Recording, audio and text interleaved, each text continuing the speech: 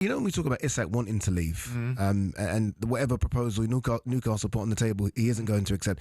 If you're Isak and you're looking at this situation and thinking, okay, I was sold a project as well, I've done my parts in this project in terms of being a great player, we're not attracting the players that I was promised were going to come to the club. Well, you heard Martin O'Neill's reaction to that. They should mind their own business and get on with what they're getting. They should, but players want to be around successful only players. if you keep on telling players that they'll be tired, they'll be tired. If you keep on telling players that need player welfare, then you'll get Rodri coming out saying we're going to go on strike. There's a balance between what players actually think and what they're led into thinking they should be thinking.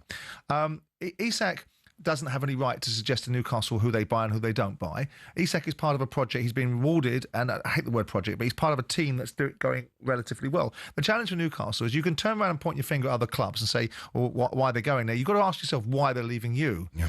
They're not even joining you, and others are leaving you. And there's been indications that, in the past that Gimme Areas might be someone that other people want to acquire.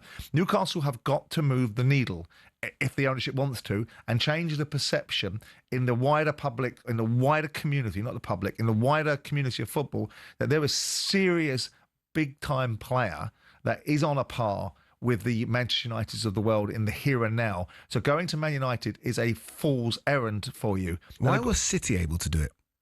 Of different time, because they didn't have the restrictions. City and Chelsea just went bang. The three of them. Jack Walker did it with Blackburn. Roman Abramovich comes in and does it with Chelsea, and Sheikh Mansour did it with Manchester City. They weren't governed, and that's the unfairness of timing. That's the unfairness of the circumstances for Newcastle. But it doesn't alter the fact that you would have expected if they need to build a new stadium. It falls out of their pocket on the way to the stadium. The amount of money these guys have got. Why aren't they doing this? If they need to build a new training ground, why aren't they doing this? Why aren't they monetising the things that they can monetise that don't have any cost implications to PSR? Because you put front money into capital expenditure like stadiums. That's not a PSR affecting outcome. That's a structural thing. Doesn't go to your PSR. So you can build your new stadium if you want to.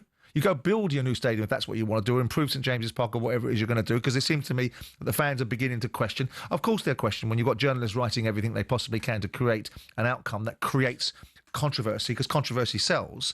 I would suspect that, if you rolled back 3 years and said, in an ideal world, you get rid of Ashley, you don't buy Lionel Messi, but you do put a club that's at the top of the Premier League now in terms of its occupying Champions League spots. It's won a cup, and it's attracting decent players, and it's got a player on its books that wants to leave, but they still can get 120, 130 million quid. Most Newcastle fans at that time would have said, bite your arm off at the shoulder. Bite your hand off. Now, what we've got is people writing out, this is not good enough. This is the nature of the business. Let's go to Craig as well, Newcastle fan, disgruntled Newcastle fan.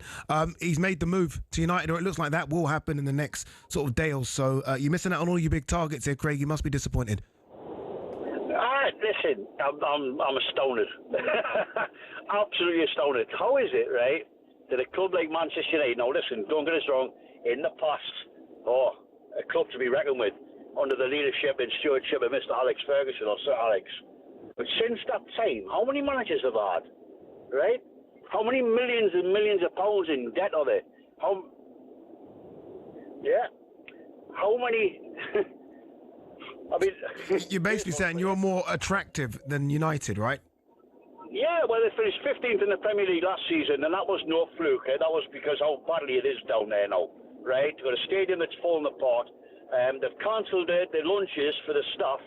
So if that's the case, if they're cancelling lunches for the staff, what are they cancelling next season to pay for Sesko? Can you answer that one for us? Craig, that should send more alarm bells, I think, to you than it is to United. The fact that you list all those things that Manchester United don't have anymore, and yet they're still able to get all the targets that you want. If I'm a Newcastle fan, I'd be more concerned about why are the reasons that my club can't attract all these players, yet Man United are that great behemoth that are on their knees and they still can. I would be interested to find out exactly why, but I just think, again, it's one of those situations where, okay, we'll let Newcastle put a bid in and then we'll come in underneath them. And that's the scary bit, because obviously we put a better deal together for the player. There was more money up front, there was more money added bonuses, and he still chose to go to Man United. Well, fair play to you, mate, off your pop, you know what I mean? Yeah. But Newcastle United, will we be worse off without him? Well, that depends on who else we can bring in here.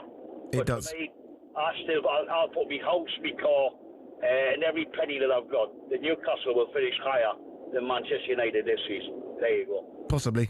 He had a good season last season. Jim White and Simon Jordan. Monday to Friday mornings from 10 on AM, on DAB, via the talkSPORT app and on your smart speaker. talkSPORT.